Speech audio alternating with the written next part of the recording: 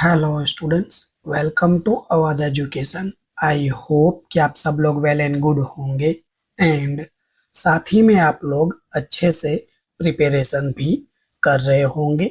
बात करूं मैं इस पर्टिकुलर यूनिट या चैप्टर की, तो ये रहा आपकी स्क्रीन पर यूनिट नंबर 1 है ये, टाइम सीरीज एनालिसिस। अगर मैं बात करूं एनईपी की और ओल्ड कोर्स की बात करूं तो ओल्ड कोर्स में भी आपका बीकॉम सेमेस्टर 4 में ही है। सब्जेक्ट का नाम है स्टैटिक्स 4। सो कुल मिलाकर ये सिलेबस किसमें किसके अंदर है, तो बात करें हम बीकॉम गुजरात यूनिवर्सिटी के व्यू पॉइंट से, तो एस वाई बीकॉम सेम 4 में ही है, चाहे वो एनईपी हो या फिर आपका ओल्ड कोर्स सीबीसीएस का हो। तो कुल मिलाकर ये सेम 4 में ही है, तो अच्छी बात है कि स्टूडेंट को इधर उधर नहीं ढूंढना पड़ेगा। ये आपका सिलेबस दे रखा है, तो पहले सिलेबस को देख लेते हैं क्या है। पॉइंट नंबर 1 है ये, जिसके अंदर मीनिंग एंड यूजेस दे रखा है टाइम सीरीज का। पॉइंट नंबर 2 है meaning of analysis of time series. Point number 3 हो जाएगा कंपोनेंट्स दे रखे हैं आपको टाइम सीरीज की, जो कि वैसे तो दो पार्ट में इसको डिस्ट्रीब्यूट पहले किया जाएगा। ये सीज स्केलू सेकुलर सेकुलर ट्रेंड है जो, और ये साइक्लिकल वेरिएशन से ये आपका एक ही मेथड है, यानी इसको हम शॉर्ट लॉन्ग टर्म बोलेंगे। ये आपका क्या हो जाएगा, लॉन्ग टर्म वेरिएशन हो जाएगा। और सीजनल और इरेगुलर ये जो है आपका, ये क्या है, ये शॉर्ट टर्म है, आगे आएगा, बट मैं यहाँ आपको पहले बता देता हूँ कि आपको थोड़ा सा आइडिया रहे। तो कंपोनेंट जो ट्रेंड दे रखे, कंपोनेंट दे रखे टाइम सीरीज के, एक तो सेकुलर ट्रेंड दे रखा है, नंबर 2 साइक्लिकल वेरिएशन हो जाएगा, number 3 seasonal variation, number 4 irregular variation. ठीक है। पॉइंट नंबर 4 है आपका मेथड्स दे रखे हैं फाइंडिंग ट्रेंड, यानी इन ट्रेंड को फाइंड आउट करने के लिए आपको कौन कौन से मेथड है। ग्राफिकल मेथड दे रखा है number 1, number 2 moving average method दे रखा है विथ एग्जांपल्स, वो एग्जांपल्स ही हमारे क्या हो जाएंगे, सम्स हो जाएंगे। मेथड नंबर 3 है method for finding seasonal variations with examples, examples वो हमारे क्या सम हो जाएंगे। एंड मेथड नंबर 4 है method for finding seasonal Indus with examples, ये भी क्या हो जाएगा, आपका सम हो जाएगा। तो ग्राफिकल मेथड है, मूविंग एवरेज मेथड है, फाइंडिंग सीजनल वेरिएशन मेथड है, और फाइंडिंग सीजनल इंडाइसिस मेथड है। यहाँ आपसे कुछ नोट दे रखा है, तो ये नोट भी पढ़ना जरूरी है। नंबर 1 है all topics are using additive model only, तो सिर्फ एडिटिव मॉडल ओनली वही टॉपिक इसमें क्या किया गया है, लिए गए हैं।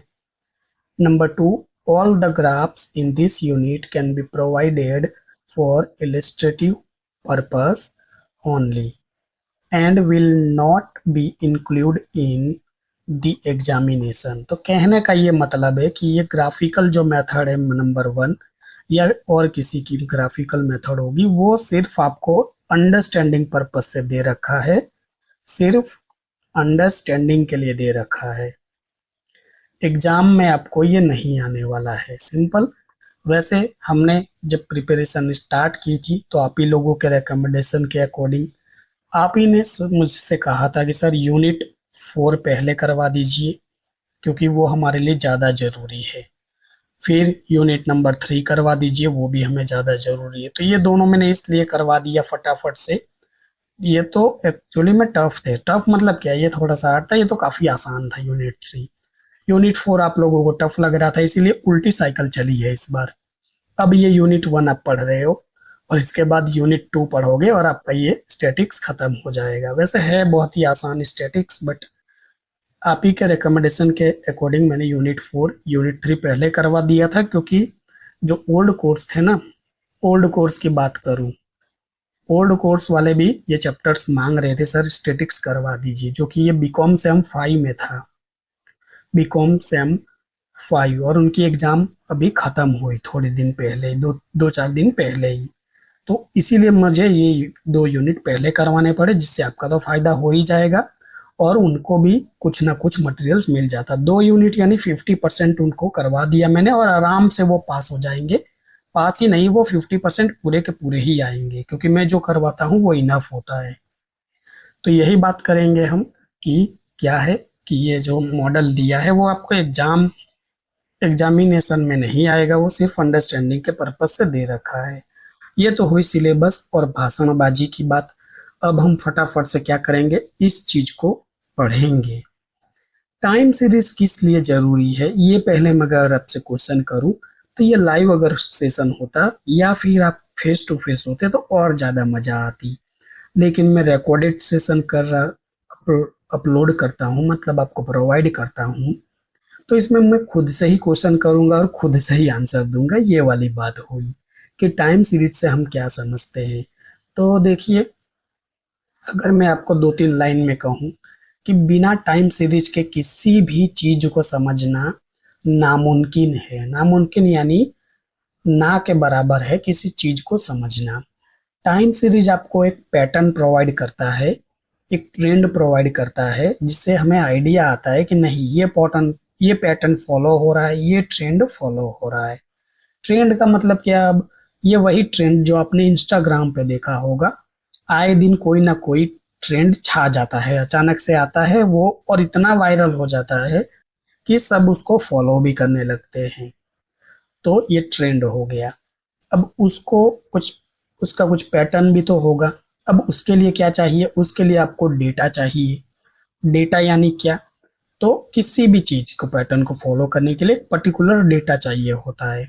वो डेटा को सिस्टमेटिक एक चीज के अकॉर्डिंग अरेंज कर देना, ग्राफ के थ्रू कर दीजिए या कोई भी चार्ट के थ्रू कर दीजिए, तो वो आपका क्या हो जाएगा, वही आपका टाइम सीरीज हो जाएगा। आई होप कि आपको समझ आया होगा। ये ओरली कंसेप्ट एक्सप्लेन किया मैंने, अब हम ये ऑफिशियली इसको पढ़ेंगे। तो ये रहा आपकी स्क्रीन पर। पॉइंट नंबर 1 है introduction and meaning of time series. देखिए, forecasting and planning for future is one of essential functions of any statistical study। तो यहाँ फ्यूचर और प्लानिंग के व्यू पॉइंट से कहा गया है कि स्टडी करने के लिए क्या है, ये काफी जरूरी है। Only method for this purpose is to be study what happened in the past from its to be predict about future। तो ये एक ऐसा मेथड है कि पास्ट में क्या घटा है उसके आधार पर फ्यूचर में क्या होने वाला है उसको प्रेडिक्ट किया जा सकता है, उसका एक अंदाजा लगाया जा सकता है। अब कहोगे सर ये कैसे पॉसिबल है, बिल्कुल पॉसिबल है। देख लीजिए, ये जो शेयर बाजार लोग खेलते हैं या मैच में जो भी हम प्रेडिक्शन करते हैं क्रिकेट के अंदर कि कौन से ग्राउंड पे किस बल्लेबाज ने किस बॉलर ने कैसा परफॉर्मेंस किया है, राइट। अगर हम मार्केट में कोई भी छोटी मोटी चीज की शॉपिंग करने जाते हैं, फॉर एग्जांपल गर्ल्स अगर सब्जियां खरीदने जाती है मार्केट में, वेजिटेबल्स, तो क्या आप रेट किस हिसाब से लगाते हो। आज का रेट तो आप कंपेयर करोगे ही कि માસી તમે તો કાલે આના આ ભાવમાં આપેલું કે કાકા તમે તો કાલે આ ભાવમાં આપેલું ને આજે આના વધાર કહો છો। तो ये हम किस आधार पे कहते हैं, ये पास्ट डेटा जो रहा उसी के बेस पर कहते हैं ना। तो फिर आपको वो काका या काकी जो भी होंगे कहेंगे कि नहीं नहीं देखिए अभी बाजार में ऊपर नीचे भाव हो रहा है, आज का रेट थोड़ा सा ज्यादा है, तो ये आपको सस्ते में नहीं पड़ेगा, मैं खुद लाया हूँ इसको इतनी चीज में। तो ये सब क्या हो गया, यही आपका हो गया पास्ट डेटा, क्योंकि आपने कंपेयर किससे किया, कल से, यस्टरडे से किया था आज। और फिर वो कहेंगे कि अभी देखो कल में हम कह नहीं सकते हैं, इसका रेट हो सकता है और भी ज्यादा हो जाए। तो बहुत सारे इसके फैक्टर्स या रीजन भी हो सकते हैं, वो भी हम आगे हम जानेंगे। तो आई होप कि आपको इतना क्लियर हुआ होगा। फोरकास्टिंग इज अ विचुअल नेसेसिटीज। बिजनेसमैन हो या इकोनॉमिस्ट हो, make predictions based on regulatories and pattern which have been noticed in respect of data in past regarding demand, price, employment, needs। तो यहाँ चाहे व्यापारी हो या अर्थशास्त्री हो, वो रेगुलरली पैटर्न को देखेंगे और उस चीज को समझेंगे। उसी बेस पर वो देखेंगे कि पास्ट में क्या डिमांड रही थी, राइट, क्या उसकी कीमत रही थी और क्या एम्प्लॉयमेंट रहा था। ये सब चीजें क्या करेंगे, वो अच्छे से नोटिस करेंगे। लिखा है ना, ये सभी चीजों को क्या करना, नोटिस करना। Simple. Assumptions in all such studies that the future follow the past, or in other words, what happened in the past will continuous to happen in the future। यानी कहने का यही मतलब है कि ये सारे assumptions को ध्यान में रखकर जो भी स्टडी किया यानी वही आपने जो नोटिस किया ना उसी को स्टडी बोल देंगे। जो भी पास्ट में हुआ उस सब चीजों को आप प्रॉपर तरीके से नोट डाउन कर लीजिए। अब वो पास्ट में क्या हुआ था उसी के बेस पर आप अभी प्रिपरेशन करोगे और आप अंदाजा लगा सकते हो थोड़ा बहुत कि फ्यूचर में क्या यही हो सकता है या होने वाला है। Simple. Statical data necessary for forecasting are generally referred as time series. और यही स्टैटिकल जो डेटा है फोरकास्टिंग के लिए यानी आप अंदाजा लगाने के लिए जो डेटा कलेक्ट करते हो इसी को क्या बोल दोगे आप, टाइम सीरीज बोल दोगे। Whenever data are collected and arranged in accordance with time in the form of series, it is known as time series, right। Time series किसे कहेंगे, तो जो आपने डेटा कलेक्ट किया उसी को आपने अरेंज किया कैसे, एक प्रॉपर टाइम के साथ। जिस टाइम आपने डेटा कलेक्ट किया जो पैटर्न बन रहा था उसी को आपने क्या किया, प्रॉपर तरीके से अरेंज कर दिया। बस इसी को आप टाइम सीरीज बोल दोगे। सपोज मान लीजिए आज कौन सी डेट है, आज 3 अप्रैल है। 1 अप्रैल का डेटा जो रहा मेरे पास उसको मैंने एज इट एज कलेक्ट करके लिख दिया। 2 अप्रैल का जो भी डेटा था उसको एज इट एज लिख दिया। और 3 अप्रैल जो आज है तो आज का डेटा मैंने क्या कर लिया, इसको लिखकर एज इट एज रिकॉर्ड कर लिया। अब मेरे पास ऑप्शन क्या है, अब देखिए मैं ये 3 दिन के जो भी डेटा लिया उसके अकॉर्डिंग कुछ चीज़ों को तो एनालाइज कर सकता हूँ ना कि नहीं ये 1 अप्रैल के दिन क्या रहा, कौन सा डेटा कैसे मिला, 2 वाला अप्रैल यानी वो डेटा कैसा रहा और आज का डेटा कैसा रहा। तो ये प्रॉपर टाइम के साथ अरेंज करना जिससे मुझे कुछ आइडिया आ सकता है। वो कोई भी फील्ड हो सकता है, कोई भी टॉपिक हो सकता है, आगे सब आएगा। Simple. This series price of a commodity, अब ये इकोनॉमिक्स की लैंग्वेज में कह रहा है कि कमोडिटी यानी क्या, गुड्स का प्राइस हो, प्रोडक्शन ऑफ एन आइटम हो यानी उत्पादन किसी वस्तु का हो, टेम्परेचर ऑफ डिफरेंट डेज यानी अलग अलग दिनों का क्या टेम्परेचर की बात की जा रही है यहाँ, रेनफॉल ऑफ डिफरेंट ईयर्स यानी अलग अलग साल में बारिश कैसी रही उसका भी क्या किया जा सकता है, इसी टाइम सीरीज के हेल्प से पता लगाया जा सकता है। सिंपल। अब लिखा होगा कहीं, चार्ट ड्रॉ किया होगा या कुछ होगा तभी आप बता सकते हो ना कि बारिश कितनी हुई थी। सिंपल। ऐसे तो नहीं कह सकते कि हाँ बारिश पिछली साल कम हुई थी ज्यादा हुई थी। कंपेयर करने के लिए आपके पास डेटा तो होना चाहिए ना, तभी आप कंपेयर करोगे। तो यही टाइम सीरीज हो गया। अब देखिए यहाँ कुछ ऑथर्स है, इंग्लिश के ऑथर है, ये केनी और कीपिंग ने एक डेफिनेशन दी है, a set of data depending on time it's called time series. बहुत अच्छी डेफिनेशन है, एक ही लाइन में इन्होंने कह दिया है, आपको लिखने में बड़ी आसानी होगी। इतनी छोटी छोटी डेफिनेशंस मुझे तो बहुत पसंद होती थी, आपको भी जरूर मजा आया होगा पढ़ के कि डेटा का जो सेट है उसको क्या किया है, टाइम के अकॉर्डिंग क्या किया है, बस अरेंज कर दिया है। तो यही आपका क्या हो गया, टाइम सीरीज हो गया।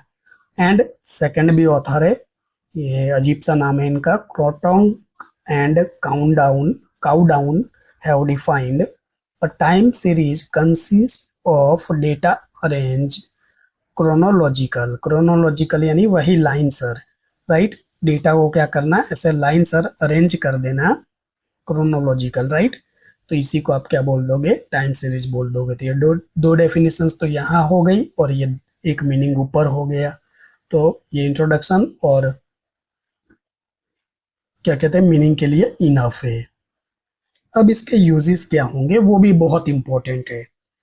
तो आपकी स्क्रीन पर होगा number 2, uses of time series. अब देखिए मैंने आपसे कहा था कि हर जगह यूज होता है, राइट। चलिए छोड़िए दुनिया की बातें, हम अपनी ही बातें कर लेते हैं। जैसे मैंने अभी कहा था कि गर्ल्स मार्केट में वेजिटेबल्स लेने जाते हैं ऑफ कोर्स, या उनकी मम्मी के साथ, या वो जाते, कोई भी जाता होगा। तो हम वहाँ डिबेट करते हैं या नहीं, किससे? प्राइस से रिलेटेड जो भी काका हो या जो भी मासी हो उनके साथ हम डिबेट करते हैं ना। नहीं नहीं नहीं, कल तो आपने ये दिया था, आज आप ये दे रहे हो, कुछ दिन पहले तो ये रेट था। तो डिबेट होती है, वो किसके बेस पर होती है? वो पास्ट जो डेटा है, पास्ट का जो रेट है, उसी के बेस पर होता है ना। तो फिर आप सोचिए कि बिना टाइम सीरीज के कुछ भी पॉसिबल है? मैं तो कहूँ कि नहीं पॉसिबल है, क्योंकि डेटा एक इम्पोर्टेंट है। पढ़ते हैं, देखिए। In any field study of time series is important. देखा, जैसा मैंने आपसे कहा, चाहे वो बिजनेसमैन हो, सोशियोलॉजिस्ट हो, इकोनॉमिस्ट हो, require the study of time series forecasting future values. भविष्य की वैल्यू को फोरकास्टिंग करने की यहाँ बात की जा रही है, राइट। अभी तक अगर आपसे क्वेश्चन हो कि सर किस लिए हम टाइम सीरीज का यूज करते हैं, तो फ्यूचर में जो आज आज भी आप, अभी जो घटना घटने वाली है वो तो अभी घटी नहीं है। हम डिबेट किस लिए कर रहे हैं कि अभी फ्यूचर में जो प्राइस है उसको क्या कर सके, हम कम करवा सके। वो सब्जी जब लेने गए हैं, इसीलिए डिबेट हो रही है। तो वो फ्यूचर का ही है पार्ट एक तरह से। करंटली में आप कर रहे हो प्रोसेस, उस हम डिबेट करते हैं, आर्ग्यूमेंट करते हैं वहां जाकर। बट फ्यूचर के लिए ये तो वही यहाँ बात कही गई है कि बिजनेसमैन हो, सोशोलॉजिस्ट हो, इकोनॉमिक्स हो, इनको जरूरी है क्या, टाइम सीरीज को स्टडी करना बिजनेस फोरकास्टिंग के लिए, एंड फोरकास्टिंग फ्यूचर वैल्यू के लिए, यानी भविष्य की जो वैल्यू है उसको फोरकास्टिंग करने के लिए। सिंपल। साइंटिस्ट हो, बायोलॉजिस्ट हो, नंबर हो, जो भी हो, ये सभी के लिए क्या है, जरूरी है, राइट। ये जो भविष्यवाणी करते रहते हैं ना, उन्हीं को कहते हैं। मैनेजर हो, एडमिनिस्ट्रेटर्स हो, पॉलिटिकल लीडर्स हो, have to forecast and plan ahead, and this can be done study of time series. तो सभी के लिए देखिए यहाँ सभी चीजें आ गई, चाहे वो अर्थशास्त्री हो, व्यापारी हो, सोशियोलॉजिस्ट हो, साइंटिस्ट हो, बायोलॉजिस्ट हो, मैनेजर हो, एडमिनिस्ट्रेटिव हो, पॉलिटिकल लीडर्स हो, सभी के लिए टाइम सीरीज जरूरी है फोरकास्टिंग करने के लिए। तो यही आपका इंपॉर्टेंट पॉइंट है कि देखिए सभी फील्ड में लिखा था ना, एनी फील्ड हो सभी के लिए जरूरी है। अब यूजेस क्या है देख लीजिए, यूजेस क्या है इसका, मेन यूजेस कहाँ कहाँ उपयोग होगा टाइम सीरीज। तो देख लीजिए, नंबर 1 है, it help us understanding past behaviour of the series. तो पास्ट बिहेवियर कैसे रहा है उसको समझने में क्या करता है, ये हेल्प करता है। It's help predicting future value of the series, यानी भविष्य में क्या वैल्यू रहने वाली है, ये सीरीज क्या करता है उसको भी समझने में हेल्प करता है। पॉइंट नंबर 3 है, it help us understand present situation. जैसा मैंने आपसे कहा ना, ये प्रेजेंट भी सिचुएशन क्या है उसको भी समझने में क्या करता है, ये हेल्प करता है। It's help for comparison. देखा, जैसे मैंने एग्जांपल दिया था ना, वो सारा चीजें अब आ रहा है कि नहीं आपका, कि ये कंपेयर करने में भी हेल्प करता है। बताया था ना, ये देखिए लिखा ना अपने, पास्ट के जो सब्जी का रेट था उसको कंपेयर अभी हम प्रेजेंट में करते हैं, और उसी का जो अभी पेमेंट कम कराकर हम पे करने वाले और सब्जी लेने वाले, वो फीचर हो गया। तो देखिए सारे के सारे 4 पॉइंट आपके आ गए। पहला कि पास्ट बिहेवियर को समझने में मदद करता है, दूसरा कि भविष्य में क्या उसकी वैल्यू रहने वाली है उसको प्रेडिक्ट शब्द यूज किया गया, ध्यान देना, उसको समझने में हेल्प करता है। प्रेजेंट सिचुएशन को वो शो करता है, और वो दोनों के बीच कंपैरिजन भी बताता है। बताइए, एक ही लाइन से 4 पॉइंट यहाँ आपके बन के तैयार हो गए हैं। थोड़े और से भी पॉइंट है, तो आइए इनको भी अच्छे से रीड करते हैं। यस, पॉइंट नंबर 5 है आपका, useful to government for planning and framing suitable policies for future. तो ये जो बजट बनाते हैं वो क्या है, बजट जो बनाते हैं किसके बेस पर बनाते हैं? अगर मैं कहूँ कि निर्मला सीतारमन मैडम जो है, ये तो पता है ना कौन है, आई होप कि आप सब लोगों को पता होगा। हमारे अभी करंट गवर्नमेंट के फाइनेंस मिनिस्टर है निर्मला सीतारमन मैडम जी। तो ये मैडम जी ने जो भी अभी बजट पेश किया था, वो किसके बेस पर किया, तो बजट हमेशा पास्ट को ध्यान में रखकर ही हम प्रेडिक्ट करते हैं फ्यूचर वाली। तो गवर्नमेंट के लिए तो हेल्पफुल होगा ही होगा टाइम सीरीज। तो कुछ तो टाइम सीरीज मेथड उन्होंने यूज की होगी ना, तो ये वो बात कह रहे हैं सिंपल। देखिए, डिमांड हो गया, सप्लाई हो गया, प्राइस हो गया, प्रोडक्शंस हो गया, सेल्स हो गया, ये सभी किस पर डिपेंड होता है, टाइम सीरीज पर ही डिपेंड होता है। It is important to make necessary adjustments in their business policies. Business policies के अंदर जो इम्पोर्टेंट डिसीजन लेने हैं उसमें भी काफी ये हेल्प करता है।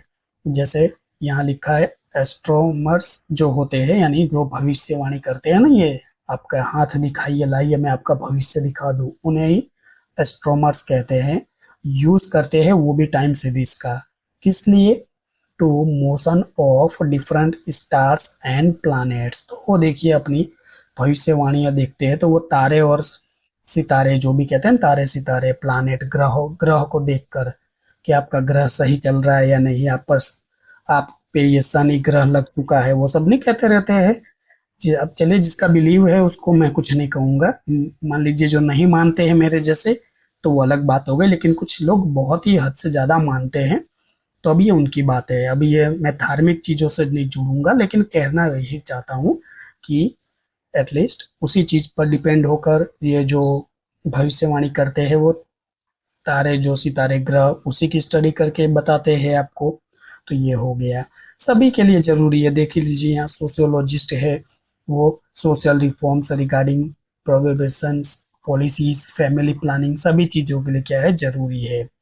पॉलिटिशियन के लिए तो मैंने आपको बता ही दिया, to determine the popularity of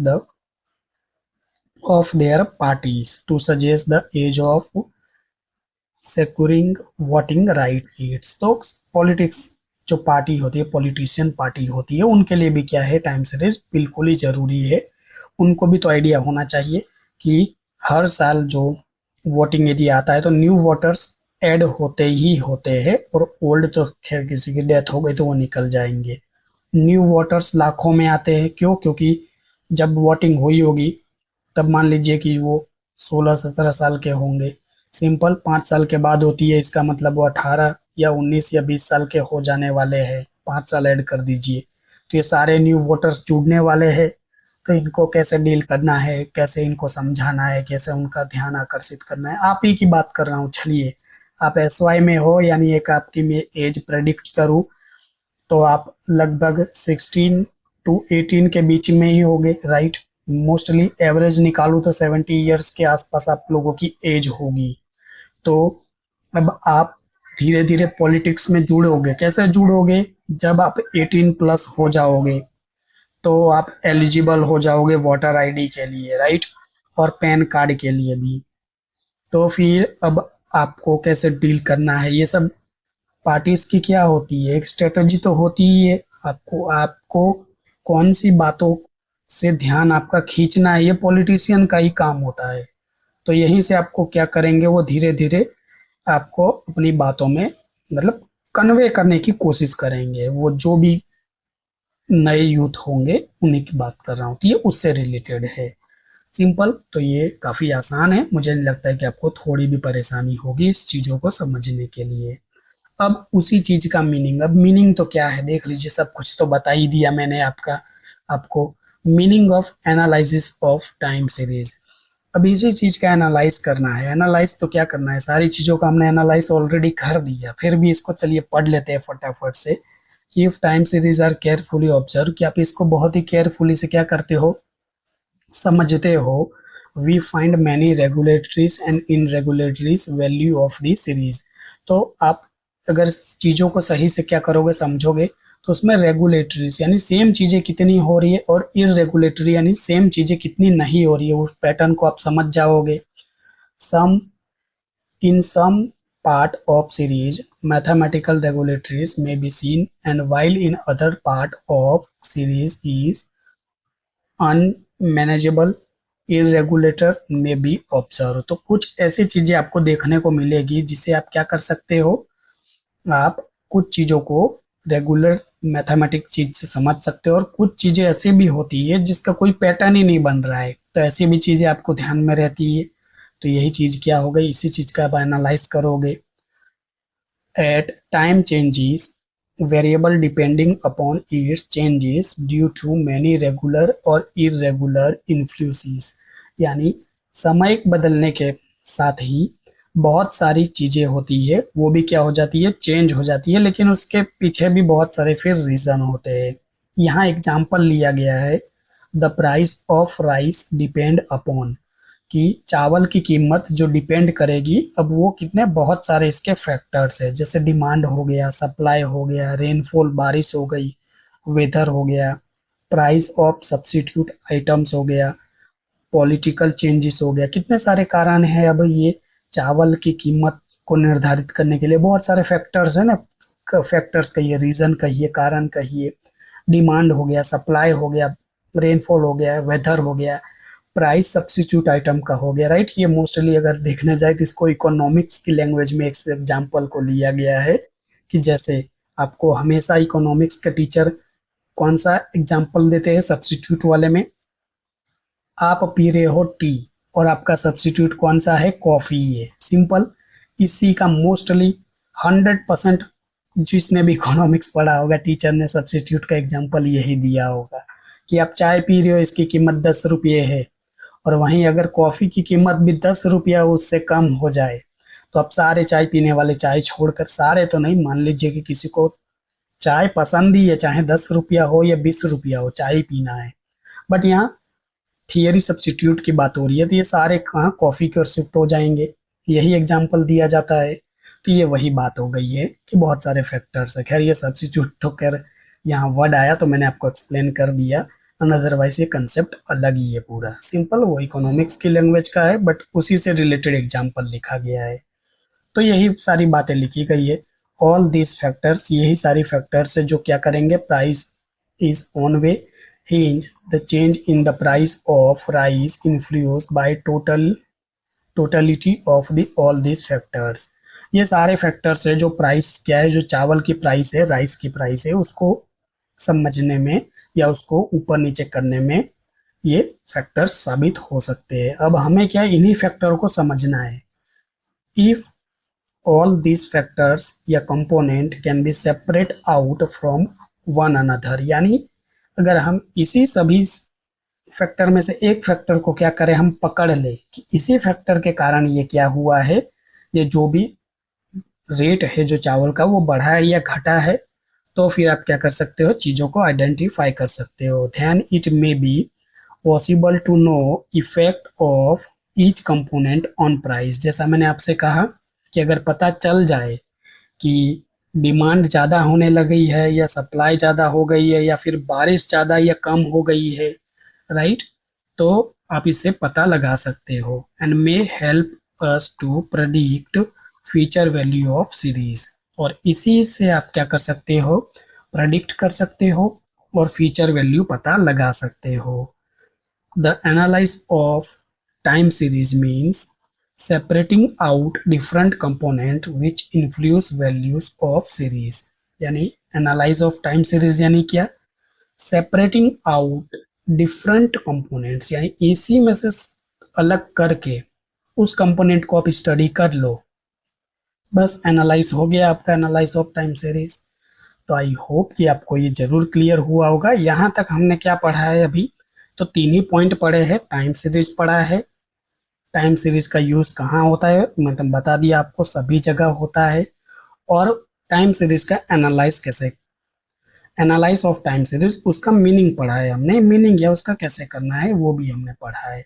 अब इसके जो कंपोनेंट्स है ये पढ़ेंगे, तो ज़्यादा वीडियोस नहीं इस पे खींचूंगा, एक ही वीडियो भले 45-50 मिनट की हो जाए, लेकिन मुझे इसको कवर करना है। तो पॉइंट नंबर 4 है आपका कंपोनेंट ऑफ टाइम सीरीज। देखिए कंपोनेंट वही आपके हो गए, फैक्टर्स हो गए। तो देखिए different time series carefully observe, वही चीजें लिखी गई है। Reveal certain characteristics movement of variations, analysis of such movement is a very important, ठीक है, किसके लिए, बिजनेस फोरकास्टिंग के लिए। This movement known as component of time series, और यही जो मूवमेंट होगा ना, जो उसी को हम क्या कह देते हैं, टाइम सीरीज के कंपोनेंट कह देते हैं, सिंपल। टाइम सीरीज के कंपोनेंट किसे कहते हैं? जो मूवमेंट होता है ना, जो मूवमेंट बिजनेस के अंदर, वही टाइम सीरीज का कंपोनेंट हो जाएगा। सिंपल। अब देखिए, वेरिएशन इन टाइम सीरीज अगर बात करें तो इसको मैंने आपको स्टार्टिंग में बताया था कि दो पार्ट में क्लासिफाई होगा। Number A, long term variation, and number B, short term variation. Simple. Starting में ही मैंने बता दिया था कि नहीं आपको? अब देख लीजिए वो जो 4 पॉइंट थे। अब ये देखिए, लॉन्ग टर्म वेरिएशन को अब अगेन दो पार्ट में डिस्ट्रीब्यूट करेंगे। Number 1, trend. ट्रेंड को ही आप ट्रेंड सेकुलर कह दोगे। और नंबर 2 है साइक्लिकल वेरिएशंस, राइट। तो लॉन्ग टर्म की बात करें तो ये मैं आपको स्टार्टिंग में ऊपर बता चुका था जब सिलेबस हमने डिस्कस किया। और शॉर्ट टर्म वेरिएशन की बात करें तो एक क्या हो गया आपका, सीजनल वेरिएशन हो गया, और दूसरा इरेगुलर वेरिएशन हो गया। इरेगुलर वेरिएशन यानी जिसे आप प्रेडिक्ट नहीं कर सकते हो। सिंपल। तो वेरिएशन की बात करूं तो इसको दो पार्ट में हमने डिस्ट्रीब्यूट किया है, लॉन्ग टर्म और शॉर्ट टर्म में। लॉन्ग टर्म में क्या आएगा? तो ट्रेंड और साइक्लिकल वेरिएशन आएगा। और शॉर्ट टर्म में बात करें तो सीजनल और इरेगुलर आएगा। और एक्चुअली में यही आपकी क्या हो जाएंगी, यही की यही आपकी मेथड्स भी हो जाएंगी। जी हाँ स्टूडेंट्स, मैं गलत नहीं कह रहा हूँ, यही आपकी मेथड्स भी हो जाने वाली है आगे। अभी आपको पता चल जाएगा कैसे। तो देखिए, ये जो मैंने आगे क्लासिफिकेशन किया है ना, ये सारी वही चीजें लिखी है। देखिए, the variations in the time series can be divided into two parts, long term variation and short term variation. यही बात कर रहे हैं वापिस। देख लीजिए, लॉन्ग टर्म वेरिएशन और शॉर्ट टर्म वेरिएशन में डिवाइड किया है। Number A, long term variation, it can be divided into two parts. देख लीजिए, ये लॉन्ग टर्म वेरिएशन है, इसको दो पार्ट में डिवाइड किया गया है। तो वही जो टेबल ये चार्ट अच्छे से याद कर लीजिएगा, आपका काम हो जाएगा, राइट। ये चार्ट अगर आप अच्छे से याद कर लेते हो, बाकी चीजें तो आप ऐसे ही लिख लोगे। तो देख लीजिए, यही बात कर रहा था कि लॉन्ग टर्म वेरिएशन है, उसको अगेन दो पार्ट में डिवाइड किया है। नंबर 1 है ट्रेंड, जिसे मैंने आपसे कहा था ना, सेकुलर ट्रेंड भी कहते हो। सिंपल। और सेकुलर ट्रेंड भी हम कहते हैं। Trend show long term general directions of data over many years. तो मैंने आपसे कहा ना कि एक ट्रेंड क्या फॉलो करेगा, पैटर्न को फॉलो करेगा, और ये काफी लंबे समय तक के पैटर्न को क्या करेगा, ये शो करेगा। अब ये देखिए, क्या हो सकता है, इट मूव, ये मूव हो सकता है अपवर्ड यानी ग्रोथ भी कर सकता है, और डाउनवर्ड यानी डिक्लाइन या नीचे की तरफ भी जा सकता है। देखिए, वो तो फैक्टर पे डिपेंड करता है कि बढ़ना या घटना, लेकिन दोनों पॉसिबिलिटी है। तो ये दोनों पॉसिबिलिटी को क्या किया गया है, शो किया गया है। रिफ्लेक्ट ओवरऑल प्रोग्रेस और decrease in variable like population और सेल्स। तो ये ओवरऑल क्या हो सकता है, जो भी हो, अगर आपका प्रोग्रेस होगा, डिक्रीज होगा इन वेरिएबल, तो फॉर इसका एग्जांपल क्या है, यहाँ पॉपुलेशन या सेल्स है। तो इसी को आप क्या बोल दोगे, ट्रेंड बोल दोगे या सेकुलर ट्रेंड बोल दोगे। नंबर 2 है साइक्लिकल वेरिएशंस। साइक्लिकल वेरिएशंस यानी क्या, long term fluctuations that occur after several years due to business cycle such as boom, recessions, depressions and recovery। यानी बहुत ही लंबे समय के बाद अचानक से चीजों में उछाल आ जाना, राइट। जैसे अभी ये वॉर चल रहा है और ये अचानक क्या हो गया, अचानक ही शेयर बाजार नीचे गिर गया, अचानक से डिस्ट्रॉय हो गया, मतलब कुछ भी हो सकता है अचानक से। तो उसे क्या कहते हैं, एक लंबे अंतराल के बाद जो चेंजेस देखने को मिले ना, उसी को क्या बोल दोगे आप, साइक्लिकल वेरिएशन बोल दोगे। और नंबर बी है शॉर्ट टर्म वेरिएशंस। वैसे ये तो हमने रियल लाइफ में भी देखा है, तो मुझे नहीं लगता है कि आपको ज्यादा परेशानी होगी। It can be divided into two parts, इसको भी टू पार्ट में डिवाइड किया गया है। नंबर 1 है सीजनल। सीजनल यानी वही आपका सीजन, समर, मॉनसून, विंटर, जो आपका हो। एंड नंबर 2 है इरेगुलर वेरिएशंस। तो नंबर 1 पहले समझते हैं सीजनल। सीजनल वेरिएशन यानी क्या, वही ठंडी, गर्मी, बरसात। सीजनल वेरिएशन शॉर्ट टर्म है। पहले तो short term changes that repeated regularly with in the year, और ये साल के अंदर इसका रिपीट होने का भी चांसेस होता है। अब यहाँ देखिए, season due to climate, festivals, habits of people. तो क्या क्या रीजन हो सकते हैं, तो देखिए, एक तो सीजन्स हो सकता है, क्लाइमेट्स हो सकता है, फेस्टिवल हो सकते हैं, हैबिट ऑफ पीपल यानी जो लोग हैं उनकी आदतों की वजह से ये क्या हो सकता है। ट्रेंड जैसा निकल गया बस वैसे ही फॉलो हो जाएगा। तो ये इसको क्या बोल दोगे, सीजनल वेरिएशन। इरेगुलर वेरिएशन यानी अचानक से चीजें मतलब एकदम सडनली चेंज हो जाना, जिसकी आपने कल्पना भी नहीं की थी। सिंपल, जैसे यहाँ देखिए, irregular variations are suddenly and unpredictable change in data. देखिए, जिसे आप क्या प्रेडिक्ट नहीं कर सकते हो। देखिए, लाइक वॉर, स्ट्राइक, फ्लोड्स, पेंडेमिक्स। जैसे अभी वॉर शुरू हो गया, अचानक ही सिलेंडर की कमी हो गई गैस की। सिंपल, किसी ने कल्पना भी की थी, किसी ने भी सोचा था कि ऐसा हो सकता है। अचानक ही गैस की क्या हो गई, कमी हो गई। राइट, गवर्नमेंट ने भी डेटा, ग्रामीण जो क्षेत्र है उसमें 45 डेज कर दिया है सिलेंडर बुकिंग का। राइट, और अगर सिटी की बात करूँ तो 30 या 35 डेज कर दिया गया है आफ्टर डिलीवरी चार्जेस। तो ये किस इस चीज़ को हमने कभी कल्पना भी की थी कि ऐसा कुछ हो सकता है। वहाँ यूएसए और ईरान और इजराइल मिलकर मतलब युद्ध कर दिए, छेड़ दी उन्होंने युद्ध, और पूरे मतलब कहते हैं पैटर्न को ही पूरा बिखेर के रख दिया है। तो ये इरेगुलर वेरिएशंस है जिसे आप प्रेडिक्ट नहीं कर सकते, ये सडनली ही हो जाता है। तो ये आपके क्या थे, टाइप्स थे, जो कि बस काफी आसान है, इंपॉर्टेंट है एग्जाम के व्यू पॉइंट से। Any observation of time series suppose to make up all these components and these components are to be adaptive in nature। वो तो हमने पहले ही ऊपर डिस्कस कर लिया था कि ये सारे कंपोनेंट्स क्या है, अडेप्टिव इन नेचर के है। Here total variations of time series, यानी अगर टाइम सीरीज के टोटल वेरिएशंस की बात करें तो क्या हो जाएगा, ये long term variations, seasonal variations, cyclical variations, irregular variations, यानी सभी को प्लस कर दोगे तो ये जितने भी अभी हमने पढ़े तो आपका क्या मिल जाएगा, total variations of time series मिल जाएगा।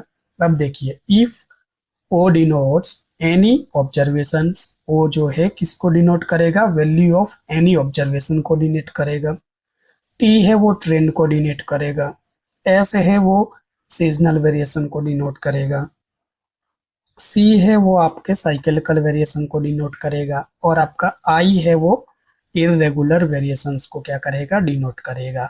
और यहाँ पी इजिकल टू क्या हो जाएगा, तो वही सारे जो डिनोट किया आपने, टी, एस, सी प्लस आई, सभी को प्लस कर दीजिए ये।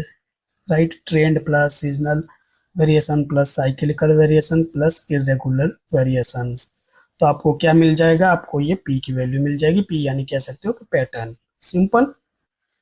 तो ये क्या था आपका, बहुत ही अच्छे से हमने यहाँ स्टडी किया किस चीज को, इसके जो भी इंपॉर्टेंट कंपोनेंट्स थे। ये मोस्ट आईएमपी कैटेगरी में है तो आप इसको इग्नोर नहीं कर सकते हो। मोस्ट आईएमपी कैटेगरी में वैसे 3 थियरी है तो तीनों की तीनों इंपॉर्टेंट ही है। राइट, इसके चाहे मीनिंग ले लीजिए या टाइम सीरीज का यूजेस ले लीजिए, कंपोनेंट ले लीजिए, दो ही है। और एक और थियरी है आपकी मेथड। अब मेथड पूरा का पूरा क्या है आपका, पूरा का पूरा ये प्रैक्टिकल पोर्शन है, लेकिन कुछ थियोरेटिकल व्यू पॉइंट से हम थोड़ा सा इसको डिस्कस कर लेते हैं। तो नंबर 5 है आपका methods for finding trend.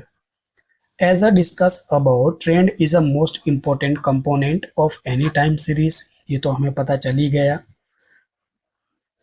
Vertical importance of analysis of time series determined है, यानी कैलकुलेट करने के लिए।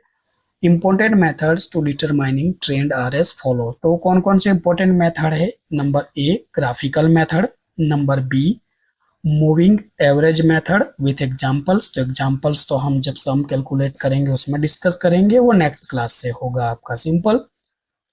सी method for finding seasonal variations with example, ये काफी आसान है, एग्जांपल से ही आपको समझ आएगा। And method for finding seasonal in days, example, examples, यानी ये सारी चीजें तीनों की तीनों एग्जाम्पल से ही है। ग्राफिकल मेथड ऐसा आपको सिर्फ अंडरस्टैंडिंग के पर्पज से है, बाकी एग्जाम के व्यू पॉइंट से इंपॉर्टेंट नहीं है। थियरी आ गई तो अलग बात है, 1-2 मार्क्स की। तो आइए थोड़ा सा डिस्कस कर लेते हैं, ज्यादा कुछ है नहीं। ग्राफिकल मेथड देखिए, ऑलरेडी मैंने आपको रिवर्स में पढ़ाया है, यानी यूनिट 4 मैंने पढ़ाया, फिर यूनिट 3 पढ़ाया। यूनिट 4 में भी ग्राफ वाला सम करवाया, और यूनिट 3 तो पूरा का पूरा ग्राफ वाला ही सम है। तो क्या आपको लगता है कि ग्राफिकल मेथड को आपको यहाँ पढ़ने की कोई ज़रूरत है? देख लीजिए वही बातें लिखी गई है। एक्स एक्सिस पर आप क्या बनाओगे, यहाँ टाइम वेरिएबल बनाओगे। The value of another variable are taken on Y axis, और दूसरी जो वैल्यू है वाई एक्सिस पर आप क्या करोगे, शो करोगे। Points are plotted on graph paper, जो भी ग्राफ पेपर हमने बना चुके हैं ऑलरेडी, बताइए इसमें कुछ भी आपको बताने जैसा है। और फिर क्या करोगे, वही ग्राफ को पॉइंट को ज्वाइंट कर लोगे, joint this points in order. और वो सारे पॉइंट जैसे 1 से 2, राइट, 1 से 2, 2 से 3, 3 से 4 ज्वाइंट कर लोगे। तो ये ग्राफिकल मेथड है, मुझे नहीं लगता कि आपको थोड़ी भी कोई परेशानी होगी। ऑलरेडी हम इसको यूनिट 3 और यूनिट 4 दोनों में अच्छे से कवर कर कर आए हैं। हाँ, इसके मेरिट्स यानी एडवांटेजेस, बेनिफिट्स और इम्पोर्टेंस सब एक ही वर्ड है, कुछ भी आपसे कह दे, चाहे वो मेरिट का है, एडवांटेजेस का है, बेनिफिट का है, इम्पोर्टेंस का है, ग्राफिक मेथड के ये इम्पोर्टेंट है, तो ये हम जरूर पढ़ेंगे। इसको थोड़ा सा समझते हैं। नंबर 1 है, देखिए this method is a very simple to understand, कि ये समझने के लिए काफी आसान है। सेव टाइम्स डिटरमाइनिंग ट्रेंड, तो ये आपका क्या करता है, टाइम भी सेव करता है। Use even if trend is not linear, अगर आपका ट्रेंड लीनियर नहीं है तो भी आप इसका क्या कर सकते हो, इस मेथड को यूज कर सकते हो। रिलायबल रिजल्ट, जो भी रिजल्ट ये शो करेगा उस पर क्या विश्वास आप कर सकते हो। It is a non non mathematical method, ये कोई मैथमेटिकल मेथड नहीं है। So applied even by a common man, तो इसमें जरूरी नहीं है कि पढ़ा लिखा इंसान ही हो, चाहिए ये कोई भी इसको अप्लाई कर सकता है, बट हाँ थोड़ा सा समझदार होना चाहिए, ऐसा भी नहीं है कि उसको फिर चीजें प्रेजेंट करना ना है। तो ये क्या हो गया, एडवांटेजेस हो गए आपके। डीमेरिट्स कहो, डिसएडवांटेजेस कहो, लिमिटेशंस कहो या ड्रॉबैक कहो ग्राफिकल मेथड का, तो क्या हो गया कि ये सब्जेक्टिव इन नेचर हो जाएगा। सब्जेक्टिव इन नेचर यानी क्या, देखिए आपने ग्राफ को अलग तरीके से प्रेजेंट किया, मैंने ग्राफ को अलग तरीके से प्रेजेंट किया। मतलब यहाँ देखिए आप, मैंने स्केल 1 2 3 4 का रखा, अब आपने स्केल 2 4 6 8 का रख लिया, राइट। तो यहाँ आप थोड़ी सी कंपैरिजन करने के लिए चीज़ों को थोड़ा सा क्या होगा, कॉम्प्लिकेट हो जाता है। Different persons give different curve of same data, देखो वही बात आई ना, second line, right, second line वही बात आई कि डिफरेंट पर्सन क्या होंगे, डिफरेंट पर्सन जो होंगे, अलग अलग पर्सन, वो अलग अलग ग्राफ को शो करेंगे, भले डेटा सेम है, वही डेटा सेम है लेकिन हमने अलग अलग उसको प्रेजेंट किया। तो इसका क्या हो गया है, लिमिटेशन या ड्रॉबैक पॉइंट हो गया। This method is not reliable for accurate predictions, यानी एक्यूरेट प्रेडिक्शन करने के लिए ये मेथड क्या है, एक विश्वास के लिए नहीं। अब देखिए कि एडवांटेजेस डिसएडवांटेजेस, एक कॉइन है, राइट, कॉइन यानी एक सिक्का। अब सिक्के के दो रिजल्ट होते हैं, हेड एंड टेल, यानी एक तरफ आप पॉजिटिव बातें करते हो, एक तरफ आप नेगेटिव बातें करते हो, सिंपल। तो यही चीज आपकी एडवांटेजेस और डिसएडवांटेजेस हो जाती है। जब आप अच्छी बातें करते हो तो पॉजिटिव हो गए, और जब आप बुरी बातें यानी नेगेटिव थिंकिंग जब आप करते हो तो वो डिसएडवांटेजेस हो गया, सिंपल। तो काफी आसान है, आप इसको याद रख सकते हो। बाकी के भी है पॉइंट्स, देख लीजिए, इसको भी आप पढ़ सकते हो, कुछ खास है नहीं। यहाँ नंबर बी है आपका, moving average method with example, सभी एग्जाम्पल के साथ ही हम इसको क्या कर सकते हैं, पढ़ सकते हैं। मूविंग यानी क्या, वही जो एक जगह से दूसरी जगह चीजें क्या होगी, मूव करेगी, यानी मूविंग हो गया। This method moving average is based on principle of averaging. We know that with help of mean we can obtain steady with removes most of the irregularities of the series, यानी जो चीजें irregularity से उसको remove करने के लिए क्या करेंगे, हम मूवी मेथड का यूज करेंगे। The property of mean is use method of moving averages, और जो मीन की प्रॉपर्टी है ना उसी को हम यूज करते हैं किस चीज के लिए, ये मूविंग मेथड को समझने के लिए, जो कि मीन तो काफी आसान है, आप पढ़ चुके होंगे। तो देखिए इस मेथड को दो दो अजम्पशन से, राइट, ये दो अजम्पशन से जो क्या करेंगे, चीजों को स्टडी करने के लिए हेल्प करेंगे। Two types of assumptions, number 1 है trend in linear in the series, and number 2 है the period of moving average conscience with with period of cyclical variations of the series. तो कुछ नहीं है, काफ़ी आसान है। दो तरह का मेथड है ये। प्रैक्टिकली हम करेंगे तो भी कवर हो जाएगा। इसके देख लीजिए मेरिट्स है ये, यानी एडवांटेजेस, बेनिफिट्स और इम्पोर्टेंट्स। ये भी काफ़ी आसान है, आप पढ़ोगे तो भी क्लियर हो ही जाएगा। वैसे प्रैक्टिकल करेंगे तो आपको ये चीज़ें समझ में तो आ ही जाएगी। देख लीजिए, फिर भी हम डिस्कस कर लेते हैं। पॉइंट नंबर 1 है, as average is use in this method most of irregularities in observations are remove. कि जो इरेगुलर जो चीजें हैं ना, उसको क्या करना है, हमें रिमूव करना है। तो ये मेथड आपके लिए क्या हो जाएगी, हेल्पफुल हो जाएगी। This method is very easy to understand. ये समझने में मेथड क्या है, काफी आसान है। All persons using this method get same trend values. यानी जितने भी पर्सन होते हैं वो इस मेथड को यूज करेंगे तो वो सेम ही रिजल्ट आएगा, right. The trend values can be express numerically. यानी ये इस फॉर्म को आप क्या न्यूमेरिकली यानी एक नंबर के थ्रू प्रेजेंट कर पाओगे। This method easier than the least square method. तो लीस्ट स्क्वायर मेथड से ये क्या है, थोड़ा सा आसान है। This method is more accurate then graphical method. तो ग्राफिकल मेथड के कंपेयर में ये क्या है, थोड़ा ज्यादा एक्यूरेट है। If some additional observations are introduced in this series, all calculations are not required to be repeated।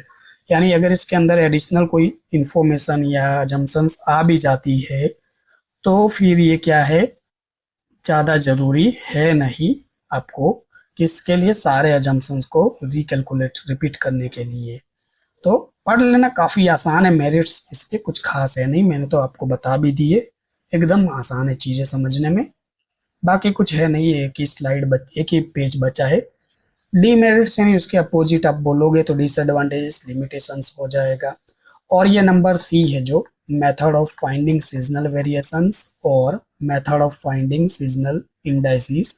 ये क्या है, टोटली एग्जांपल्स के थ्रू इसको समझेंगे तो ये काफ़ी आसान रहेगा। वैसे मैं इसकी पीडीएफ क्या करूँगा, पीडीएफ आपको चाहिए तो कहाँ मिलेगी, तो ये टेलीग्राम पर मिलेगी। और आपको कोई भी अपडेट होगी वो कहाँ मिलती है, वो इंस्टाग्राम पे मिलता है। लिंक कहाँ है, तो डिस्क्रिप्शन बॉक्स में आपको नीचे लिंक दे रखा है, राइट। वहाँ क्लिक करिए आप, और क्लिक कर कर फटाफट से क्या कर लीजिए, ज्वाइन कर लीजिए। स्क्रीनशॉट लेने की आपको कोई ज़रूरत नहीं है। ये पीडीएफ में टेलीग्राम पे ये सेशन आपको मिल गया है, उसके तुरंत बाद मैं अपलोड भी कर दे, पीडीएफ शेयर भी कर देता हूँ। वहाँ से आप क्या कर सकते हो, इजीली डाउनलोड भी कर सकते हो। ये तो मैं स्टार्टिंग में बताना भूल ही गया था, तो मैंने यहाँ बता दिया। पॉइंट नंबर 3 और 4 ये टोटली प्रैक्टिकल ही है, फिर भी आप पढ़ना चाहो तो अपने हैंड से पढ़ लेना। वैसे मैंने इस थियोरी को बहुत ही अच्छे और बड़े आराम से पढ़ाया है, तो मुझे नहीं लगता है कि आपको थोड़ी भी परेशानी होनी चाहिए, राइट। थियरी काफ़ी आसान है, बहुत ही छोटी थियरी है, बट मैंने इसको इतना डिटेल में पढ़ा दिया कि आपको लग रहा है कि सर कब से पढ़ा रहे, खत्म ही नहीं हो रही वीडियो। तो ऐसा कुछ नहीं है। देखिए मैंने एग्जांपल्स ज़्यादा ऐड किए, मैंने बड़े आराम से हर पॉइंट को डिस्कस किया, पढ़ पढ़ के एक्सप्लेन किया आपको, तो इसीलिए वीडियो थोड़ी सी लंबी हो गई, राइट। ये सारे पॉइंट्स बहुत ही इंपॉर्टेंट है। देखिए कितने कलरफुल में लिखा है और हाईलाइट करके लिखा है, आपको एक एक चीज़ें याद हो जाएंगी। तो देख लीजिए ये सारी चीज़ों को हमने क्या किया, बहुत ही अच्छे से कवर कर लिया। तो जितनी भी थियरीज थी देख लीजिए सारी की सारी हमने कवर कर ली है। बस ये 3 और 4 वाली जो है मैंने ऐसे आपको होमवर्क में दी है, बाकी तो सब कुछ डिस्कस कर लिया है। नेक्स्ट क्लास से हम इसके सम्स स्टार्ट करेंगे। सम भी बहुत इसके इजी है, राइट। एक मैं कैलकुलेट करूंगा, एक आपको होमवर्क में दूंगा, तो डबल डबल प्रैक्टिस होगी। इसी के साथ हम चलेंगे तो ये मेथड भी और ये चैप्टर भी आप बड़े आराम से कंप्लीट कर लोगे। तो आई होप कि आपको ये थियरी की वीडियो जो कि यूनिट 1 टाइम सीरीज एनालिसिस का इंट्रोडक्शन यानी कंसेप्ट का वीडियो जरूर पसंद आया होगा।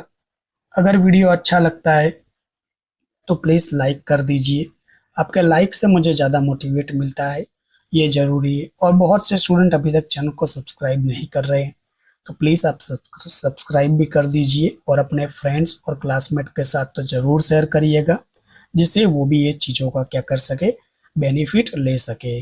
सो वीडियो वॉच करने के लिए थैंक यू सो मच। मिलते हैं हम नेक्स्ट क्लास में एक सम्स के साथ। तब तक के लिए आप अपना क्या करिएगा, ध्यान रखिएगा।